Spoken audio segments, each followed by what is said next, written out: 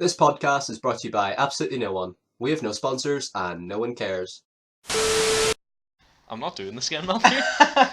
Come on, just say it. Come on. Hey guys, and welcome back to the Movie Mates channel. Sorry, we are recording this for the second time, so that is This is the second intro. Yeah, It Chapter 2 is coming out today, Matthew. it is indeed. And in honor of that, we are doing a classic horror film episode. We are indeed. We just recently reviewed It, We have 2017. one of our longer reviews, so it was. Be sure to check it out if you haven't seen it. Absolutely. It'll be the episode before this mini review. We're probably going to change the name from mini review actually because they are quite long. These reviews. Yeah, it's almost insulting to the videos.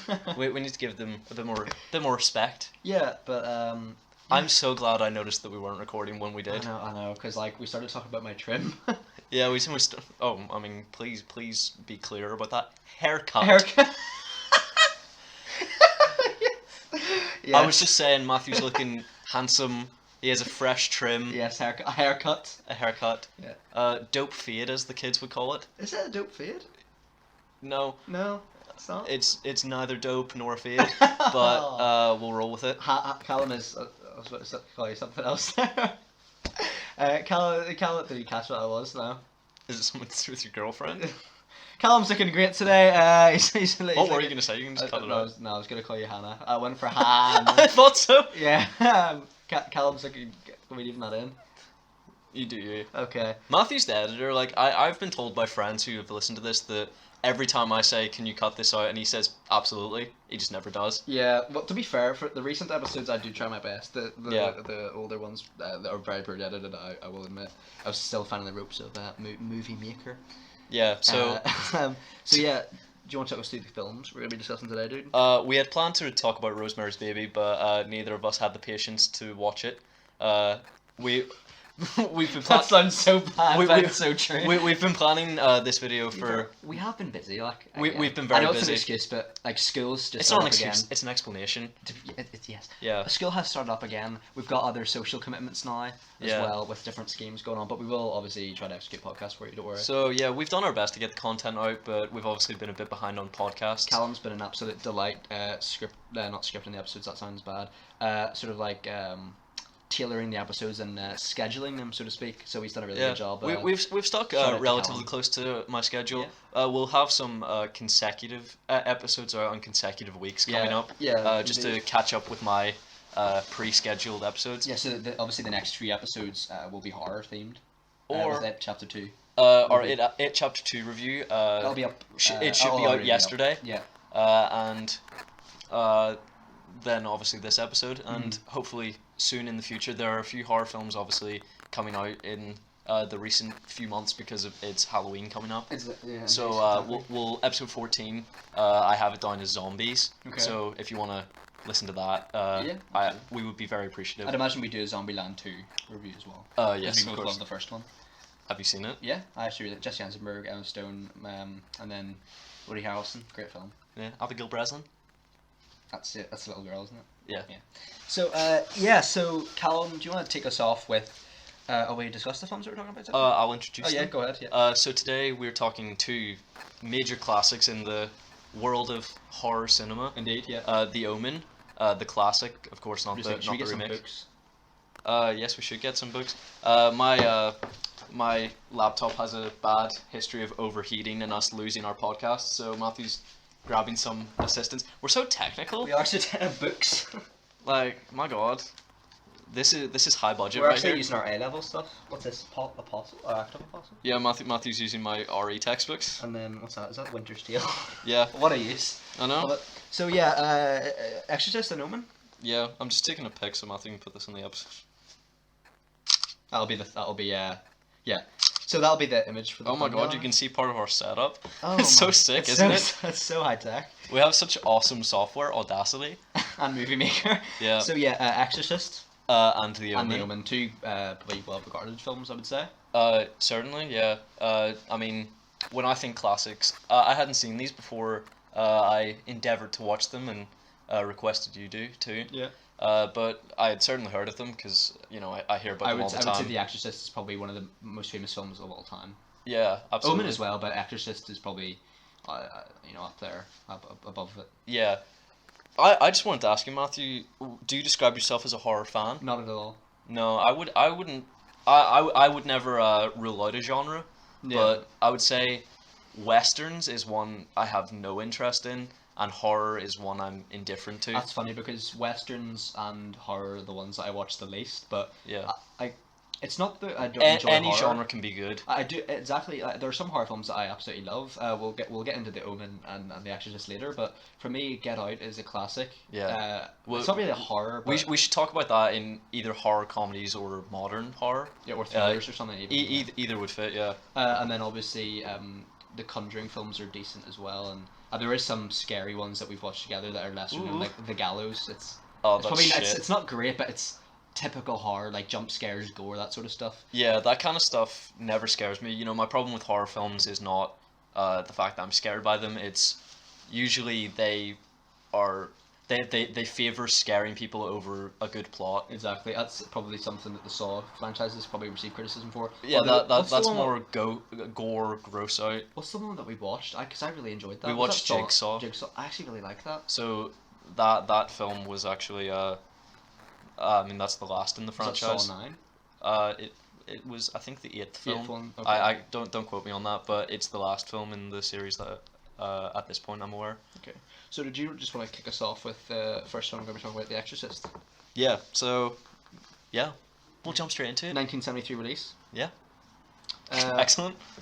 One thing I wanted to mention this to you for is I've mentioned this to you outside the podcast, but this is based on a true story. Yeah. of- I there's haven't one- heard much of this, so you can break it There- down well, for me. the actual story it's based on is a girl in America, but the first known big case of the exorcism was a girl called Annalise Michel, which I recommend anyone who is interested in this listen to Case File True Crime episode. It's a great one. It's quite because actually shows the audio clips of her like screaming during the exorcism. It's really horrifying, but it is really interesting. And it was crazy. I think she died. When she was living, she was something like 55 kilograms, and when she passed away, she was like 20 or 30. So Yeah. like she was starving herself and stuff, and it was crazy. This was set in Germany, of course. Whether this film is So set that's in about America. £40. I know, it's so crazy. That's Like, 3.5 stone. It's really mad because I had such a sad story as well because she was like such a bright girl with a Excuse great my future. maths there. It's like less than 3. Yeah, it's okay.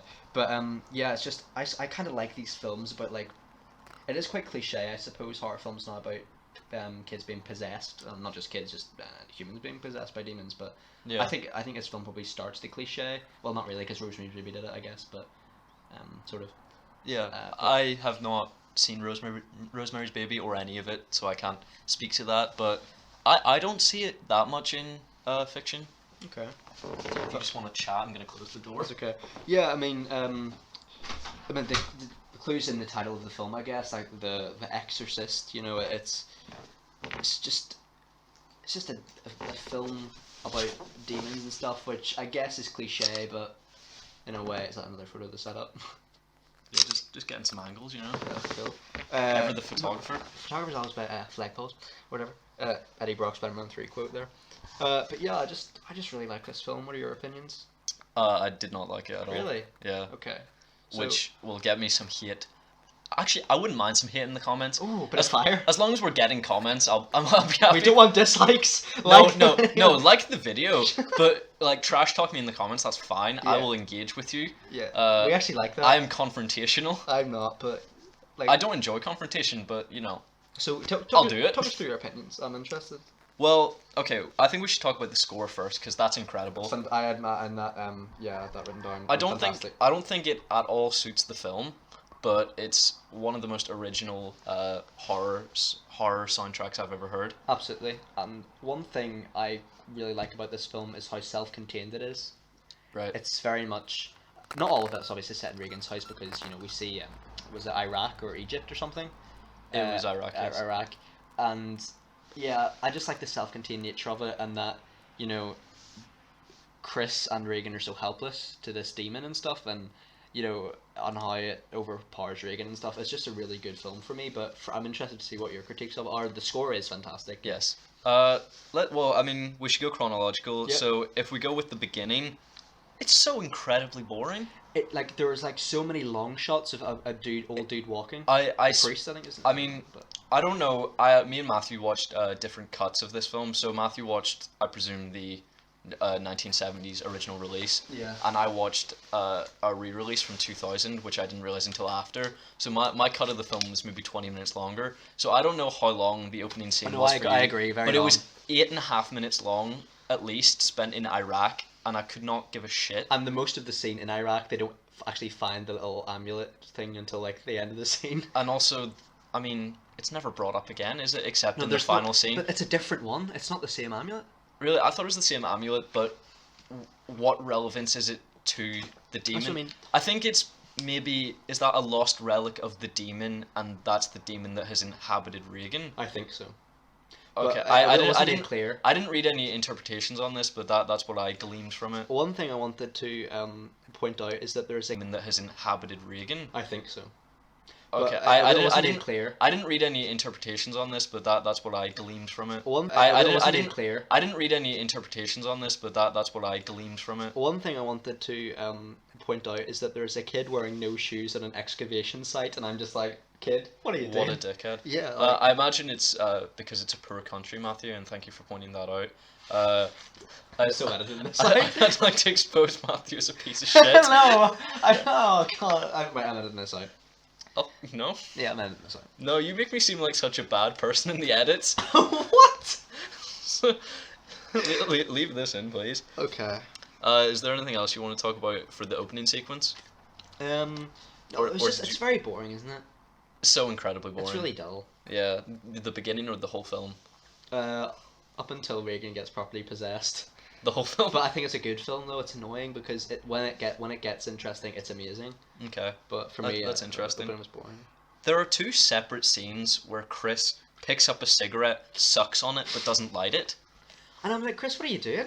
It's really gross. It's never explained because then halfway through the film, she does smoke when talking to the detective. Yeah. So- One thing I wanted to mention was Chris has an amazing sense of hearing because she hears like clergy of the church from like 20 meters away as well, which I thought was a little strange.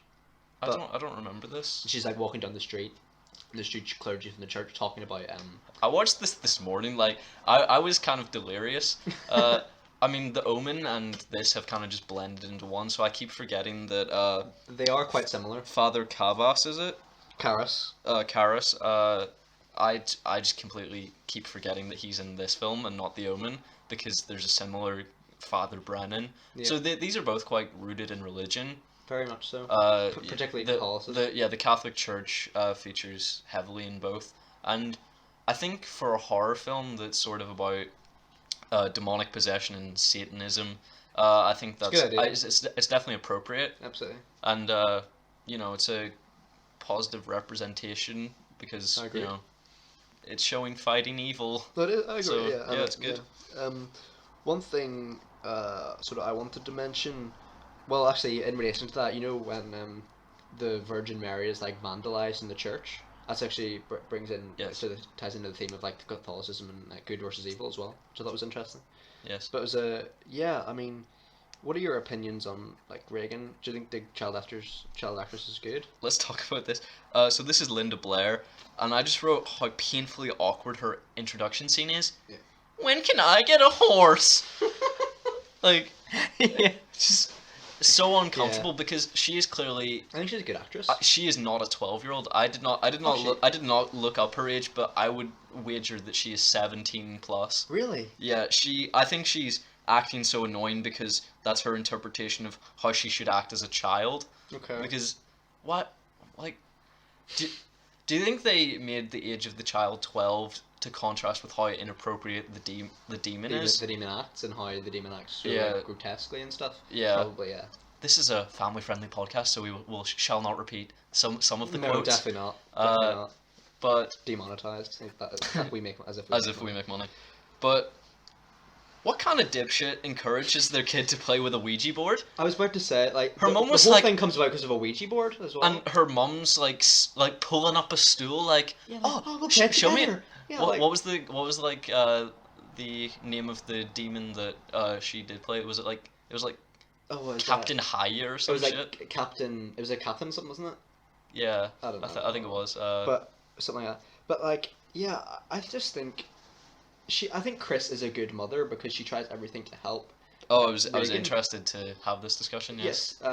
But I think she's just very on edge most of the time, which is understandable because you know the scene where she thinks she hears rats in the basement, or sorry, in the attic or something. Yeah. And then it's a weird thing to assume it's rats. But I suppose, yeah, it was kind of a leap. But I suppose it was that she's a rational thinker, so she obviously didn't jump to the conclusion, oh shit, there's a demon in my house. Yeah, yeah. But you could criticize her for seeing certain events occurring, such as the bed shaking, and then still convincing yourself and also that she needs medical intervention. Yeah. But was the piss grey? I don't know. That was. I'm sorry, I'm a bit more of an analyst, Matthew. Like, you know. Can I just say that if we do like a best of movie mates, that quote was going in there. Yeah. Callum Cal. Was the piss grey? I've revealed your full name of the podcast. Are you okay with that? The fangirls will be flooding in.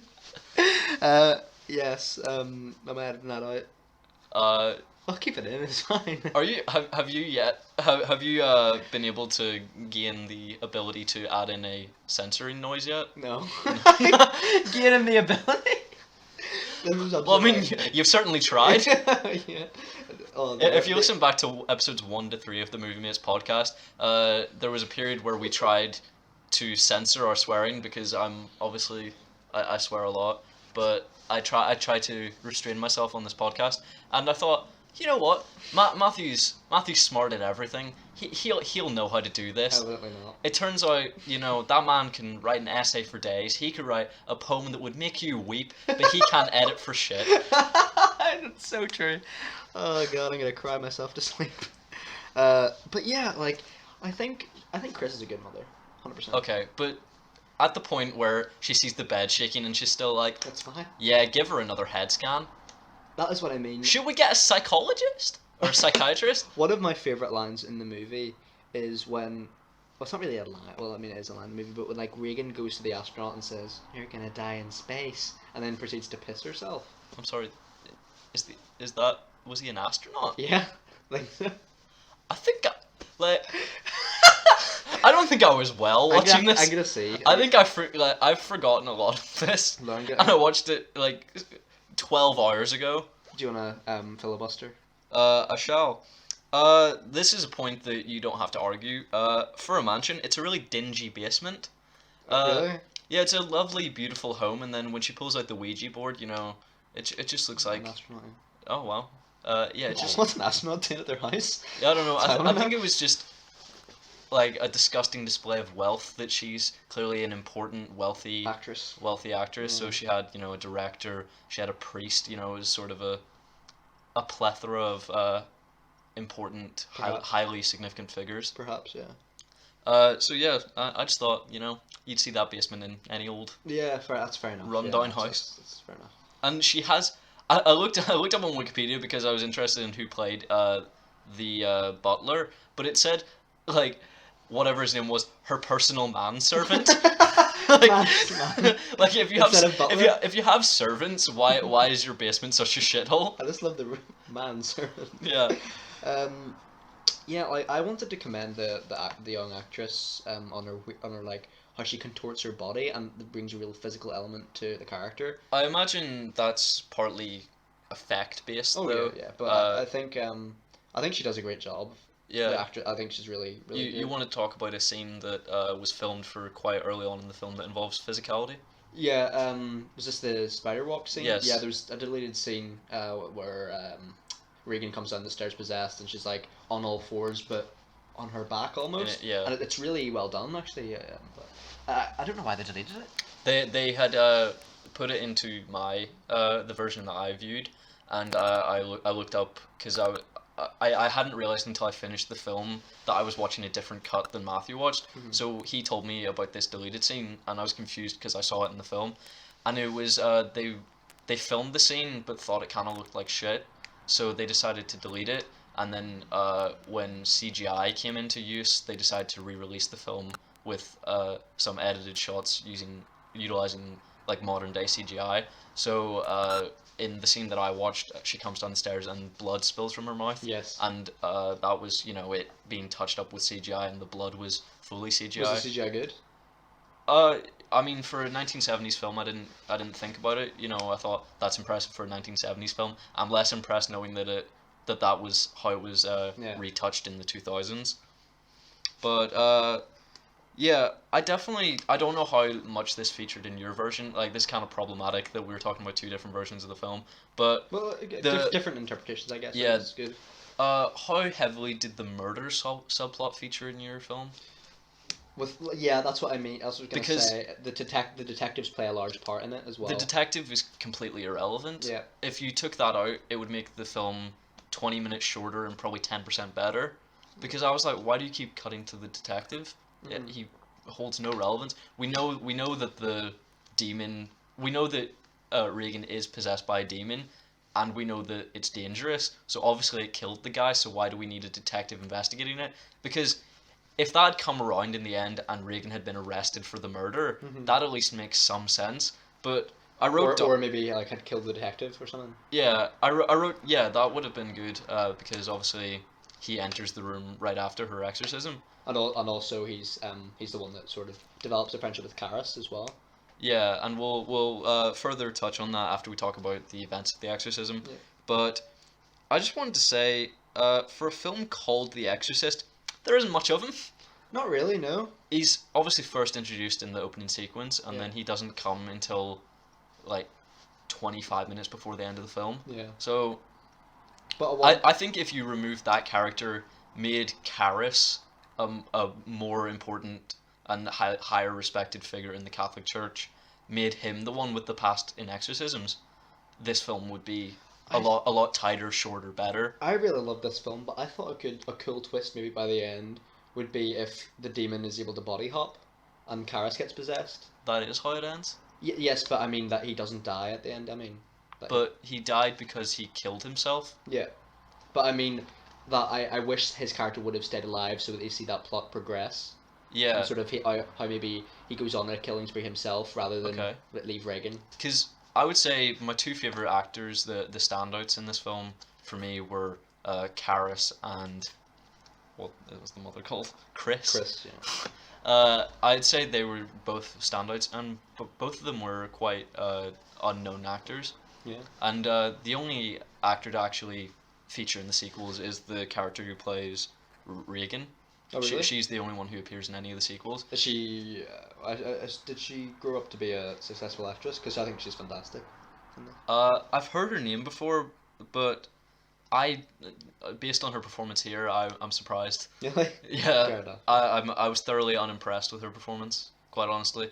I mean, how much of the sort of demon acting do you think she does? Because obviously the voice isn't hers. Voice isn't her. The face of the demon isn't hers. The makeup is very much not her. Well, yeah, I mean it's on her, but it's very it's not her face. I think where people praise her performance, you should praise the design of the makeup and the voice of the demon, which isn't her obviously, because it's male. One thing I wanted to mention, I thought the use of contact lenses made for a very graphic and realistic possession of her. I mean, what absolute idiots are looking at a girl with fully white eyes and saying, yeah, I think she needs a psychiatrist. That's what I'm about to say. The scene where she vomits over Karis? Yeah.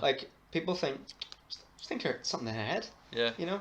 It's green vomit that's it's acidic. She hasn't eaten anything and she's shooting up green bile. Yeah, it's crazy. Yeah, I mean, I thought it was... It added a good physical element to character, and obviously it's not really CGI because it's mostly prosthetic. The makeup, obviously, I mean, and the contact lenses and the scars and stuff. But I did like that. I must admit, I did like that, even though it doesn't really make sense contextually with the film. As in, I did not listen to any of that. I'm sorry. I mean, I think what I was saying was, I think the use of contact lenses and makeup is good and adds a physical element to the scene. However, it doesn't work contextually because of the psychiatrist plot. And okay, yes. It's fine. Yeah, I agree. You wanted to talk about the actual events of the exorcism? Yeah. I just think an unintentionally humorous accent. From whom? From the demon possessing Reagan. Oh, yeah, it comes out with some filthy stuff, and it's like, yeah, I mean, what were your I was just gonna further say, opinions on that? I thought the demons' telekinetic powers, could we say, a Yes. little confusing in how they work. Because Yeah, I agree. Just furniture. Because clearly they'll open a drawer, but they won't take off their binds, Yeah. their binding, Yeah. and then it's like she gives like a this film caused a lot of controversy because people in the theater collapsed. They vomited watching it. Like there was some sort of. I mean, people obviously pointed to it as a religious thing. You know, it was into it as a religious thing. You know, it was an occurrence because of its portrayal of demons. Yeah. People were vomiting. People were collapsing, and it was at that scene mainly because it like disrespected the cross in her use of it to masturbate. I didn't get that at all. I did not get. Really well done. That's really a sensational. I assume practical effect. The whole exorcism is probably one of the most tense film scenes of all time. I mean, I hated it. Really? Yeah. I'm gonna get so slated, and please do again, as long as there's comments. I'm so desperate, but yeah, no, I didn't really enjoy this film. You wanted to talk about the power of Christ compels you. Yeah, really great Just line. what? No, it goes on like 20 times too know, long. I know. If they said it like 3 times then cut, it would be a good scene. But I was like, oh my god, they're still doing it. What are they doing? Have you seen when? It's not working, guys. Have you seen Karis's attempt to resuscitate the priest? No, I wrote, He's like- I he's wrote, like I wrote, punching him in I the wrote, chest. dickhead. That is not how you do CPR. Is it like Me and Matthew are both first aid CPR? first aid certified. Well, Matthew's CPR certified. I'm first aid certified. Mine's better. Yeah. Can you do a tourniquet, Matthew? Nope. Neither can I, but I passed the course. So we know the proper technique. Yeah. I know the proper technique. I know, no, I've forgotten. Have you actually? Yeah. We keep getting refreshers, but why do we go on these tangents? But but we know that is piss poor form from Karis. It was bad. Like the guy had a heart He's trying attack, his best, I and know, but he's like whacking like, him in the chest. like playing whack-a-mole. Uh, Like, what's he doing? I think this film, one of my concluding points, apart from like a fact about the film, Yeah. is really ahead of its time, both Okay. prosthetically with the use of contact lenses and the head spin and makeup and vomit and stuff like that. It was great, but I think culturally it's ahead of its time and its commentary on like religion and stuff maybe. Yeah. You know, I just think it's a really great movie. Yeah.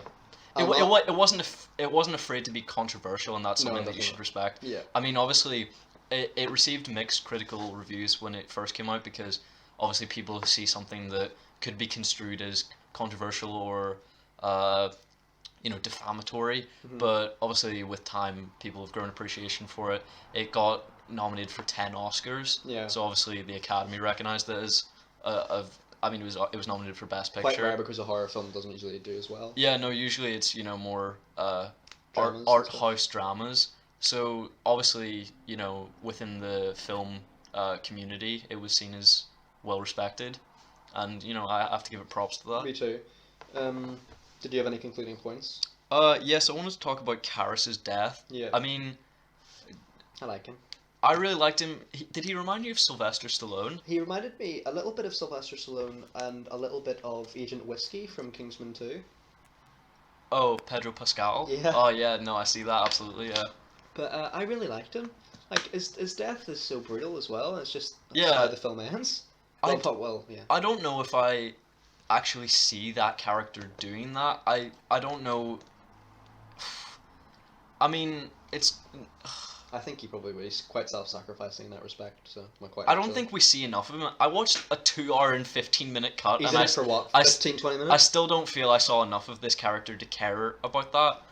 I guess he had the added motivation that his mother had recently died, Yeah. and obviously the presence of a demon confirms, his religious beliefs. Yeah. So maybe he felt comfortable in the fact that he would go to heaven, Mhm. so he was willing to sacrifice himself. But I don't know. What's your thought on? Let's get a bit philosophical. Okay. What is your thoughts on the fact if he was possessed by a demon, would his soul separate from the demon for him to be sent to heaven, or would he be sent to hell with the demon? I think the demon would probably be sent to hell, and he'd probably go to heaven. But do you think his soul is bonded to the soul of the demon? No, because I think I like to think. I like to think deep down when Reagan was possessed, she's still in there somewhere. Yeah. So I mean, we're not talking in a sense outside of the film. No, in the context of the film. In the context of the film, clearly, exactly. heaven and hell exist, and I think I like to think that with his sacrifice, he was rewarded. Me too. Yes. So I wanted to ask you, why does no one want to hang out with the detective? He seems so lovely. He's just trying to make friends. He's just trying to solve. He's a lot on his plate. No, but in your cut, was he like offering to like go to the movies with people? Yeah. On 2 separate occasions, he goes like, Movies? I have a ticket. I have a spare ticket, and they're like, I've seen it. Yeah, I felt bad for him. I felt bad for him. He wears a trench coat. Okay. By the way. Yeah. I don't disagree. I just want to say, this film was actually the highest grossing film of the year. Wow. 441 million. Horror films don't usually do anywhere And near that's that. probably near $1 billion by today's standards. Or is that? Do you think is that adjusted for inflation? No. No, so Wow. So that must have been like the it of. Because it is the most lucrative horror film ever released. I think Chapter 2 will do better. No, I do not. No, probably Because not. I think that I mean this is completely off topic, but I think that it had the sort of leg up with Finn Wolfhard because he was kind of riding the high of Stranger Things. Mm-hmm. So I think the child actors, including him, were the incentive to make people go. Okay. And then they fell in love with the film when they saw it. Yeah. So I think with the sort of lesser impact that they have on the second film, I think that it'll mean that it isn't as financially lucrative. Good point. Fair enough. Yeah, I wanted to ask why did the detective let Reagan go when he's aware that She's possessed and has murdered people. Well, he's not aware of the possession.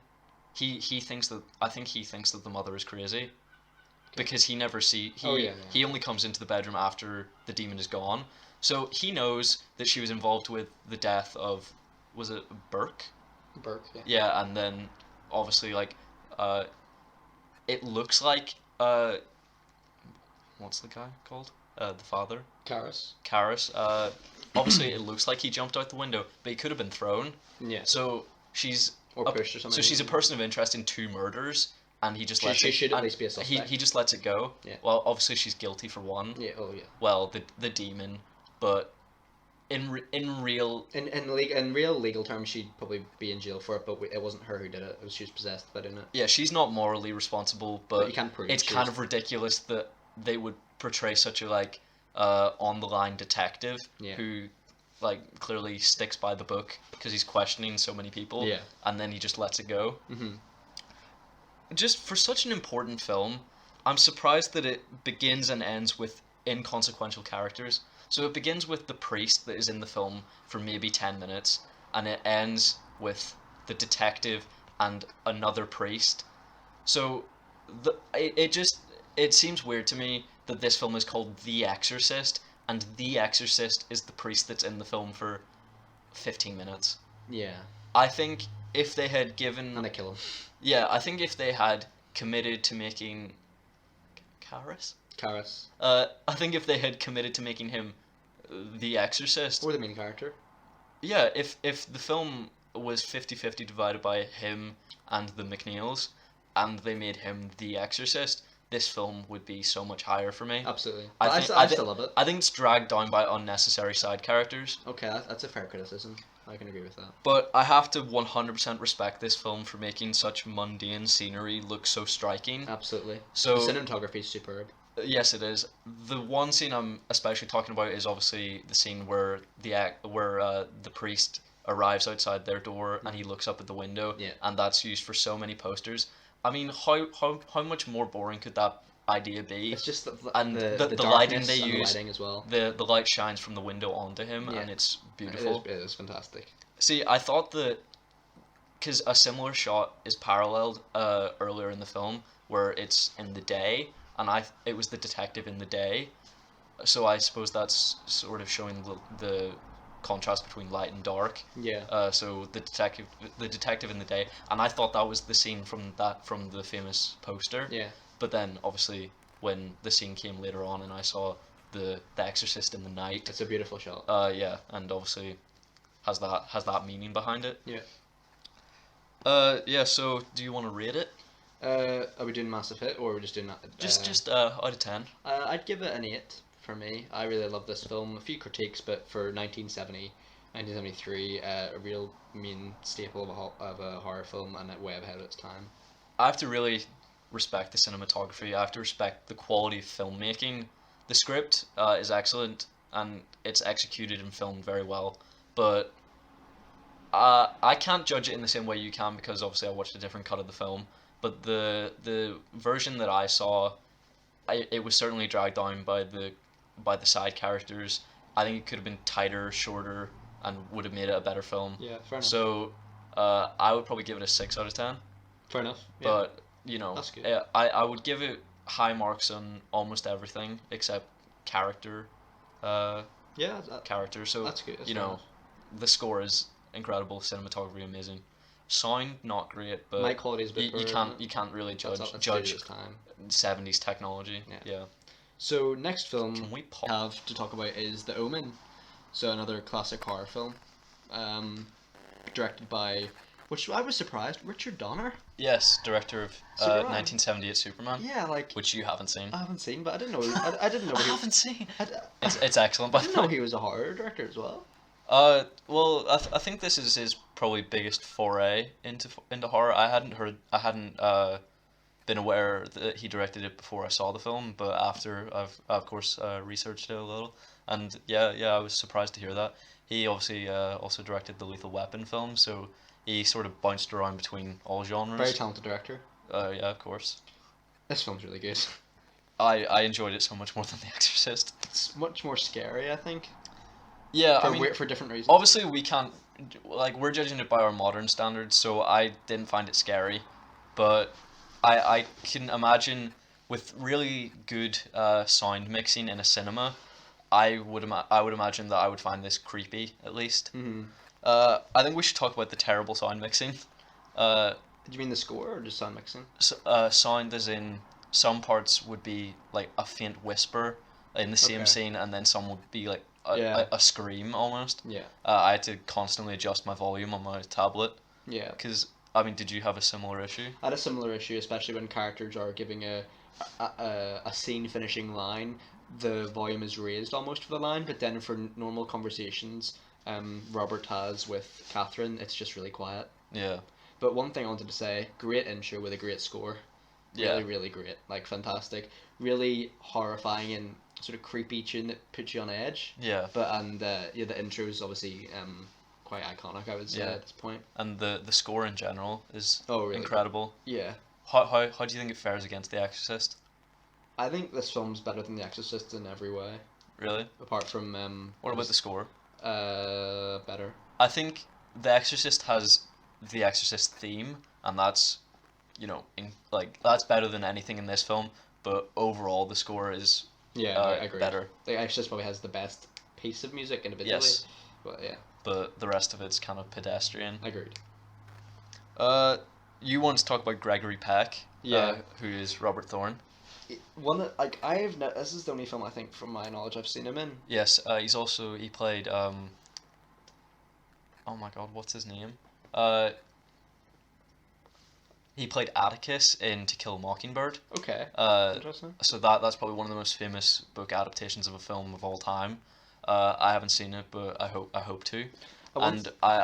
He is an incredible actor. It really is. I wanted to say to you that he reminds me of a mix of people, and you can see whether you agree. Mr. Lawler. Do not name these people on the podcast. Are we not naming them?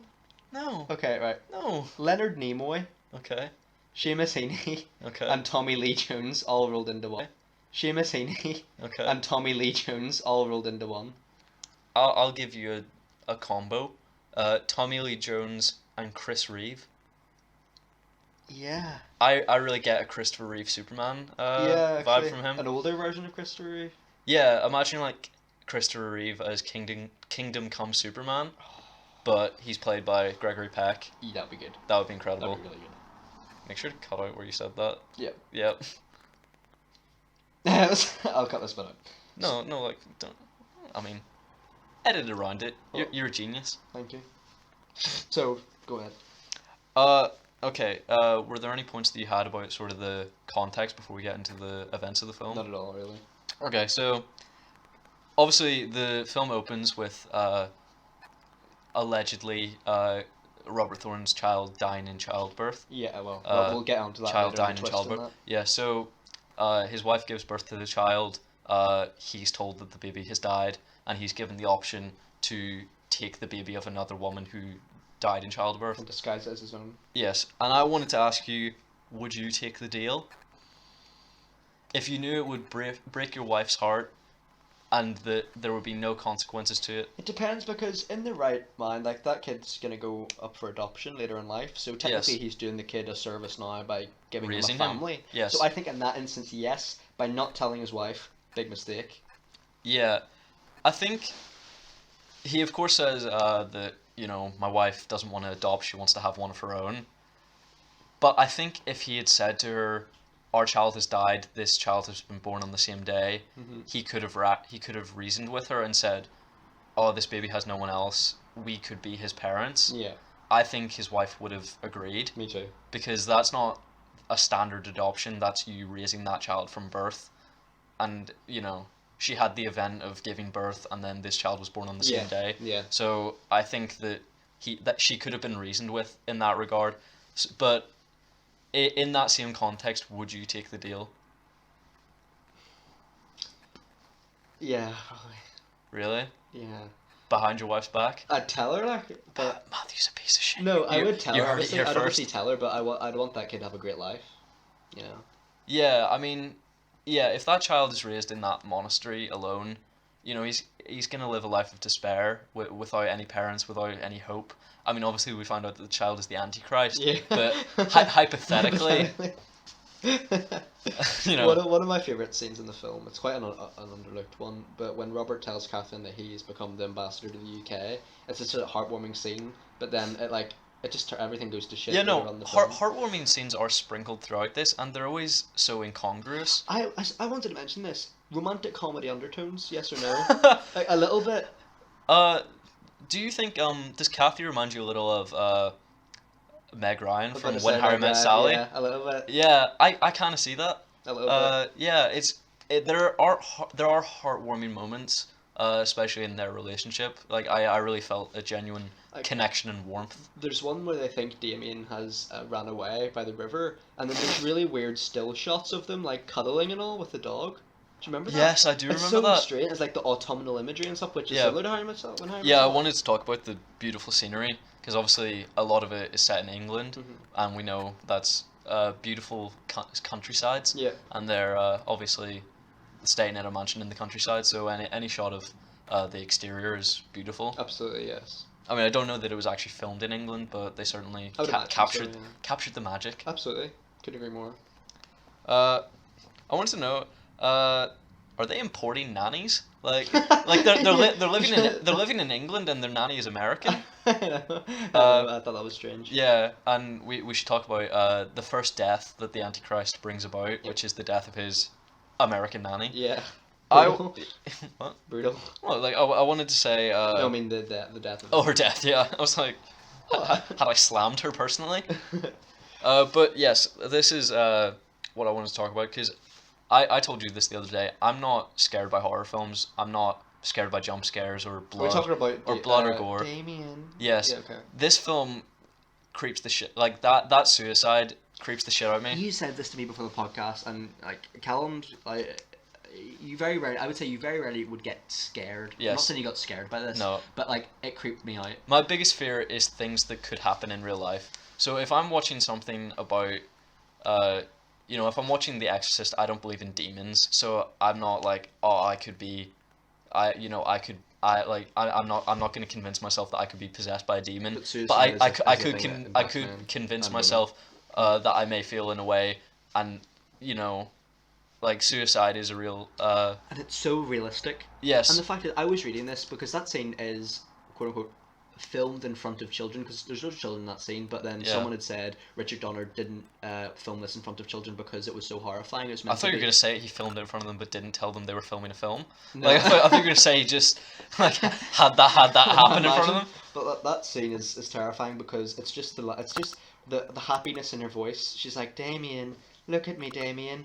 This This is is all all for for you. you. And the fact that have you noticed this in this film? Donner zoomed, like, he just has a still shot at, like, a horrifying moment for a little too long, and it's supposed Yeah. to be, it happens with the priest who gets impaled. Yes. I listened to a few. I read a few critiques of this film, and a lot of people consider it goofy, but I think there are silly elements of it, of course. Yeah. But I think the horror elements really outshine those. You know, there's plot wise some parts are silly, and I'll go on to talk about that. But you know, the visuals and the music and the dialogue are chilling at points. I wanted to ask you, do you think Damien looks like a young Clark Kent from Superman? A little bit? I guess. I thought so.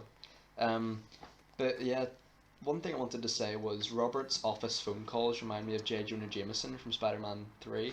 You know the bit where, like, he has a woman at an office, like a receptionist, and he, like, there's, you know, when the priest comes in, he's just like, and he's like, can you get some security out here, please? And stuff like that. Remind me of J. Jonah Jameson. I agree. When Mrs. Baylock comes in and She is creepy. she is creepy as shit. Why would you let that freak near your kid? I know. I mean, like huge Rottweilers. Yeah, Rottweilers are lovely. Also, a little okay. scary. but you know that you've adopted a child that isn't yours. You're a politician. That will come back to bite you in the ass. But now you've let a strange woman into your house, and this is a quote from him. I think it'll be fine. The words of an idiot. Yeah. What is he doing? Yeah, that. Like she, Yeah. don't actually read the references or anything, you dickheads. and the Like, fact that, like, she says, "Here are my references," and then like, Is and it then cheating? Kathy's like, "Cool," and then puts them It's away. funny because they both looked at each other. He's like, I thought you got the nanny in, or whatever. Yeah. And then she's like, I thought you got it. And they both don't question it. They're just like, how'd you get here? That's all they say. And then They they just just roll with it. accept her explanation. Yeah. Like, that's the point where you both run screaming and then like blow her head off. Yeah. Also, one thing I wanted to question maybe whether their parenting is up to scratch because Yeah, Damien is I shown want to talk playing about this by a a little. fire. Yeah, like there's just an open fire in his bedroom. Exactly. Like some mood lighting for when he has to like entertain a play date. Yeah, can we pause this out with laughter for a second? Sure. So I think we're in agreement that Kathy is not a great mother. No. I mean, Nice person. she but- can't. Oh, lovely person. But she constantly leads Damien into danger because she doesn't know that he isn't her son. She doesn't know he's the Antichrist, and yet she drives into a baboon enclosure. And the fact is, that's just not an enclosure. It's like a road in the middle of a baboon Yeah, no, and camp, and they attacked her. If the baboons weren't running away from Damien, they would have it- killed the two of them. Actually, I love animals. I like baboons. I probably wouldn't drive a car in with a monkeys. no. Secretly terrify me because like they're so smart that they could like And they figure out a way to they hurt have you. like hands. and they could eat your ears. Oh, I don't like it. No, I like. Monkeys actually scare me a little bit. I mean, that felt sounds like weird, sort but- of a that felt like an example of a silly scene to me. And the giraffes. Where you know, I found that a bit, it was cheesy. it was cheesy certainly, but it's not something that should have been in a horror film, but it's something that secretly in real life would make me a bit tense. One thing that I thought was a little cheesy is the constant zoom in on eyes in this film, Okay. especially with Rottweilers. Like Rottweilers are like a weird sign of the demon, I suppose. Well, it's just the Antichrist, who is obviously meant to be the opposition to Jesus and to the Christian faith, and is meant to bring about the end of days. It's like his sort of uprising is signified by the arrival of a hellhound. So Yeah, okay, that's like interesting. throughout the film, you see violent dogs, and they're meant to represent, Hellhounds. hellhounds that are there to protect the That's Antichrist. really interesting. That's a good point. Yeah. So, I mean, cut out some dead space. Yeah. Just thinking, I had something to say. Oh yeah. I was slightly confused. Obviously, when he's brought near churches, he's always screaming. But he was born in In a like monastery. in a Catholic nunnery. I always found that confusing, because, like, the bit where he attacks Catherine in the car It's towards the hilarious. church, like Beats the shit out of her. Yeah, but yeah, like, why does he call? It's only funny because of sort of the sound effects they play. and her kind of indifference to it. She's not. She's like, she's not, oh, drive. yeah, she's not trying to pull him off her really. She's kind of just letting it She's happen. rolling with it. Why is it that Damien causes giraffes to run away? I think. I think just all beings sense the evil in him, and I guess animals were more in tune to their instincts. Interesting. So I think that's why the monkeys freaked out. Well, not monkeys, primates, baboons, and the giraffes ran away. Okay. I think that this movie would have been over faster if Father Brennan could like get a point out. You know, instead of just reciting poetry. Or riddles. Yeah, maybe just throw some facts at him. Say, I know you were at the monastery, it's the Antichrist. You know, that's one sentence. He like recited a poem for about 12 minutes. His death is really kind of silly because I want to he just waits for the spear to fall on him. No, he's chased by a storm. Yeah. And then he like jumps a fence but he can't open a door. I know, I just thought it was a little silly, that scene. Yeah, I mean, I don't understand how Damien obviously isn't controlling that because he himself doesn't know he's the Antichrist. Mm-hmm. That's, you know, I guess his helpers in hell making sure that I think Damien is self-aware that he's evil. I think by the end he is, but I don't think at the point where he's injuring his mother, I think he's doing that instinctively based on his genetic demonic coding. Okay. I don't think that's actually what am I talking about? I don't think that's demonic coding. I don't think he's self-aware that he's the Antichrist. Okay. So he's obviously not choosing to kill Father Brennan because he doesn't even know who that is. Mm-hmm. So, like, I know what you mean. If the demons in hell are able to have such control over Earth, why don't they just take out Robert Thorne immediately? Mm-hmm. They said, you know, when Damien is poised to inherit everything that Robert has, then Damien will kill him. But if they wanted to wait a specific amount of time and the demons didn't want to do it themselves, why didn't they intervene when Robert is killed by a police officer? Mm-hmm. There's a lot of questions in my There's a lot head. of questions. I just thought the demons' motives were quite obscure, and I don't know what they were. Do you know what I mean? Like, it wasn't made clear. Well, I suppose just the end goal for the demons in heaven is Armageddon on Earth. Yeah. So they just are stopping at no cost to protect the Antichrist, Yes. I guess. Yeah, so, right, so Father Brennan is always trying to tell Robert that his son is the Antichrist. And the photographer, I really like the photographer. yeah, but the photographer doesn't, like, give any more convincing a point.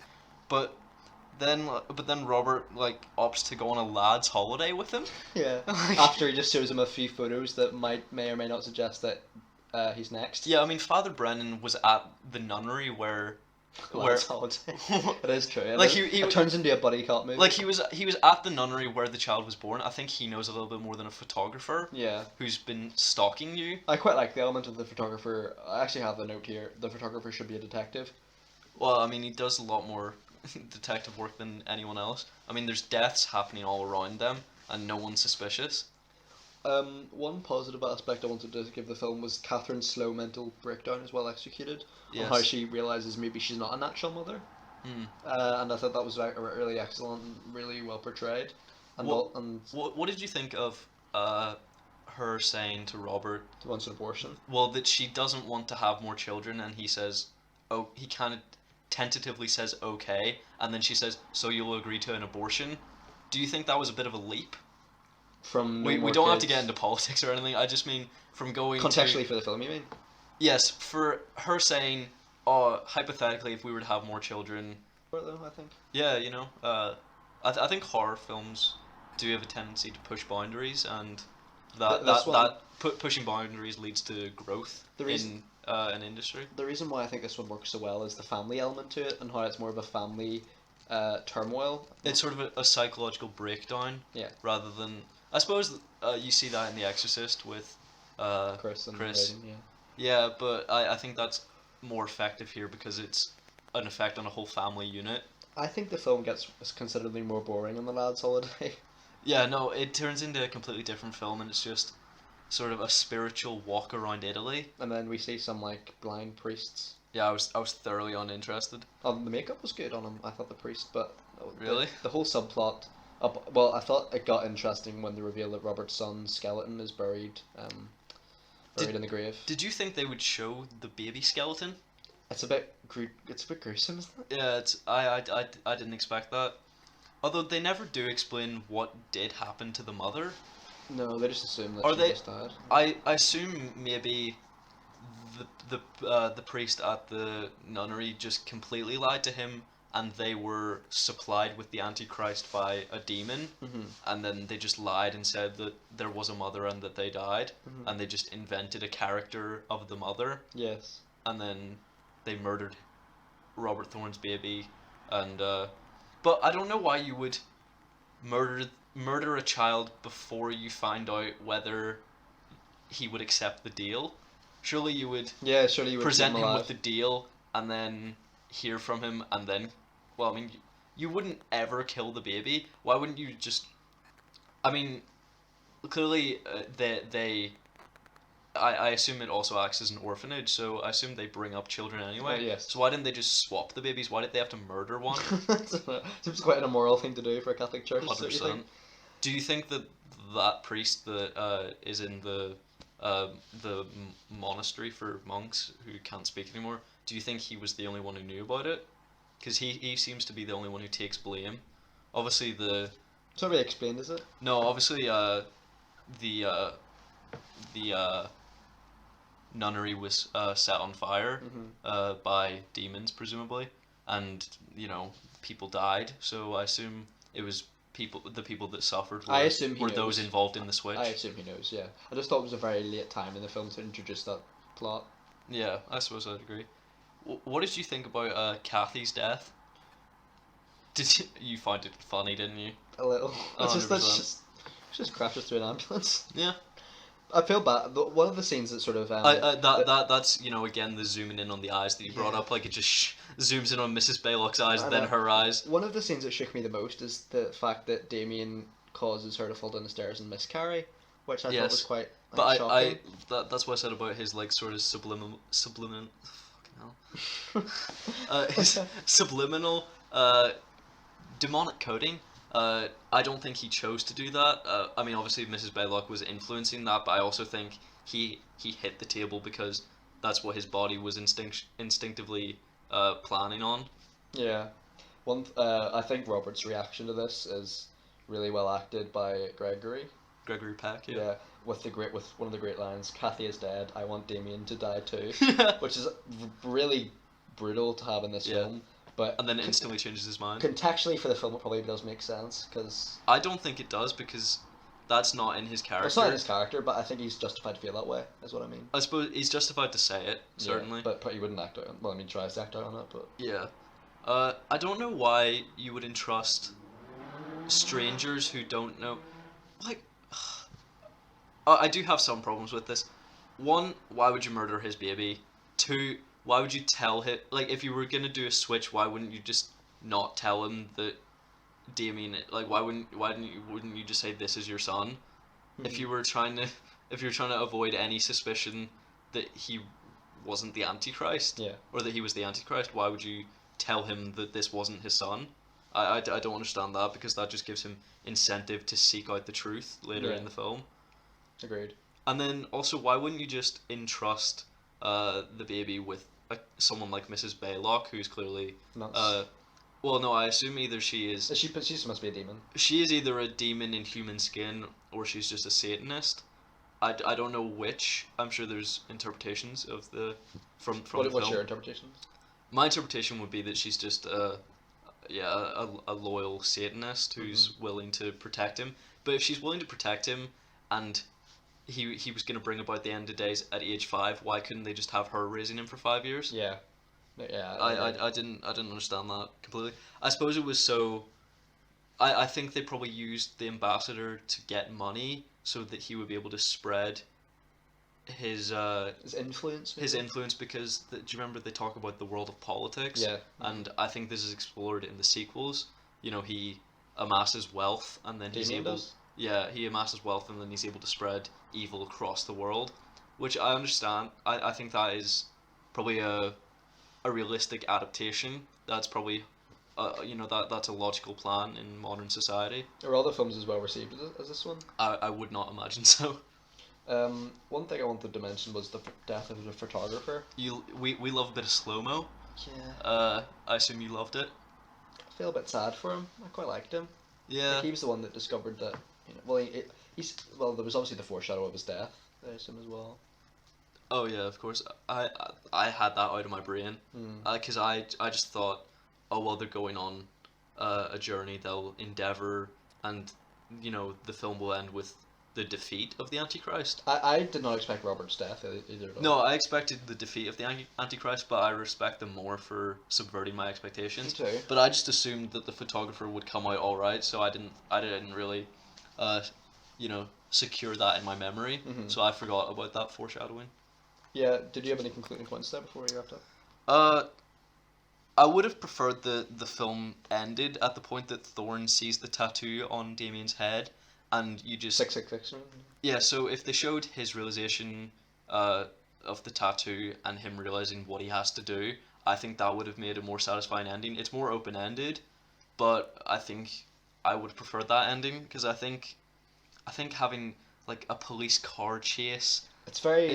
it's incongruous to the rest of the film. Couldn't agree more. That's perfectly why you said that in Congress. It really is silly. It just doesn't fit tonally for me. And I think I think probably Donner wanted that to be so shocking that one of the final shots is him trying to murder a child.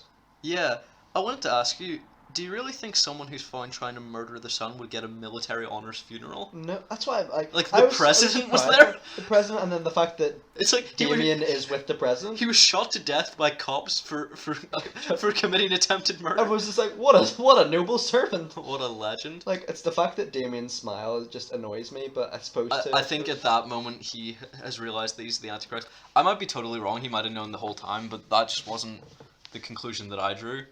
Yeah, and then obviously the film ends with the Revelation text. Oh yes. Which is fitting, I suppose. Yeah. But yeah. So if I had to rate this, I would prefer it much more to The Exorcist. Me too. I would probably give this an 8 out of 10. Yeah, for me it's a 9. I Fair really enough. love this film. Really great. I mean, how do you think it was paced? I mean, It does feel like two different films. Yeah, and If three, maybe three. it slogs in some points. Yeah, but when it's good, it's fantastic. I think. Yeah, I Really agree. creepy. Yeah. So Do you want to do that, Joe? so just to conclude, thank you for listening. Yes, thank you so much. Subscribe if you haven't already. Share with your friends. Absolutely. Comment, slate us. It's fine. Like the video. Like the video, of course. Only And if you want to. yeah, only if you want to, and check out our previous videos because Absolutely. we'd love to hear your feedback. If you haven't checked out the It Chapter 2 review, check it out. And yeah, thank you so much for listening. Yeah, we have our email in the about section if you want to ask us any questions, Yeah. make suggestions. We haven't received many yet, but we've really appreciated the ones that we've had. Absolutely. MovieMatesPodcast@gmail.com if you have any any questions for us or Recommendations. recommendations or just any You wanna questions yell at us? any questions you want to ask us or need our advice.